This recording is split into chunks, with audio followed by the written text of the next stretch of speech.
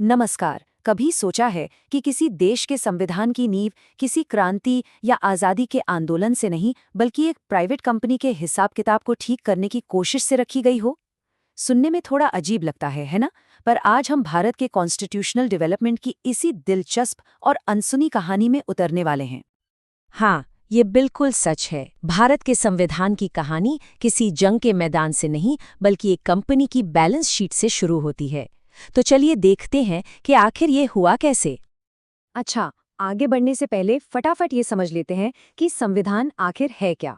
सीधे शब्दों में कहें तो ये नियमों और कानूनों का एक कलेक्शन है, किसी भी देश को चलाने का एक तरह का ब्लूप्रिंट।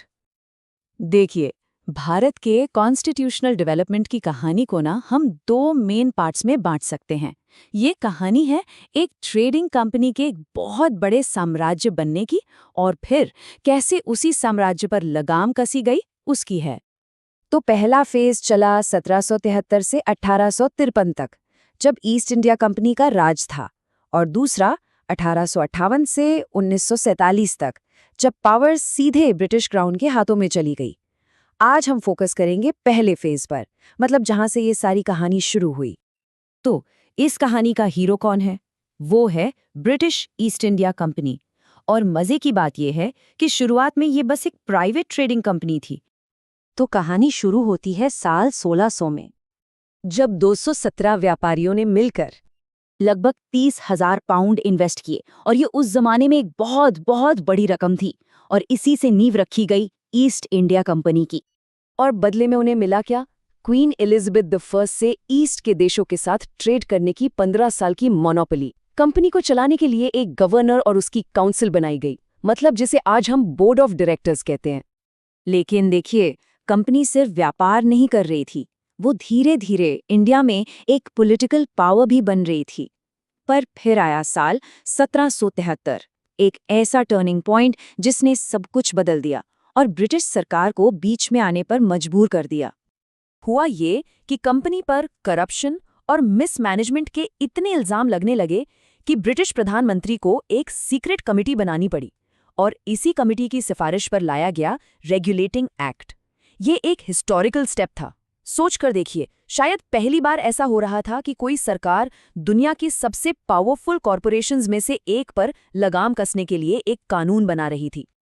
इस एक्ट ने एक तरह से कंपनी के लिए एक नई रूल बुक ही लिख दी, और इसने इंडिया में कंपनी के शासन करने के तरीके को पूरी तरह से बदल दिया। तो इस एक्ट ने किया क्या? इसने 4 बड़े रिवोल्यूशनरी बदलाव किए। पहला, बंगाल के गवर्नर का पद अब गवर्नर जनरल हो गया, और ये पद संभालने वाले पहले इंसान थे वॉरेन हेस्टिंग्स। दूसरा, उनकी मदद के लिए 4 लोगों की एक एग्जीक्यूटिव काउंसिल बनाई गई। तीसरा, बोर्ड ऑफ डायरेक्टर्स का कार्यकाल 1 साल से बढ़ाकर 4 साल कर दिया गया ताकि थोड़ी स्टेबिलिटी आए। और चौथा और शायद सबसे इम्पोर्टेंट, 1774 में कलकत्ता में एक सुप्रीम कोर्ट बनाया गया। ये भारत में एक सेंट्रलाइज्ड एडमिनिस्ट्रेशन की शुरुआत थी। ये सिर्फ कंपनी के रूल्स में एक छोटा मोटा बदलाव नहीं था, ये गवर्नेंस में एक बहुत बड़े शिफ्ट का सिग्नल था। और सच कहें तो यही भारत के कॉन्स्टिट्यूशनल फ्रेमवर्क का पहला पत्थर था। इस बदलाव को ऐसे समझिए, 1773 से पहले कंपनी के डायरेक्टर्स ही तय कर रहे थे कि इंडिया का क्या होगा, लेकिन 1773 के बाद उन पर ब्रिटिश पार्लियामेंट की नज़र रहने लगी। मतलब पावर एक कंपनी के बोर्डरूम से निकलकर एक देश की पार्लियामेंट में शिफ्ट हो गई। ये कोई छोटी मोटी बात नहीं थी।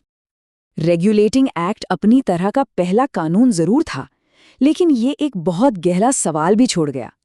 क्या होता है जब एक कॉरपोरेशन और एक सरकार के बीच की लाइन धुंधली पड़ने लगती है? पावर और गवर्नेंस का ये सवाल आज भी उतना ही रेलेवेंट है जितना उस वक्त था।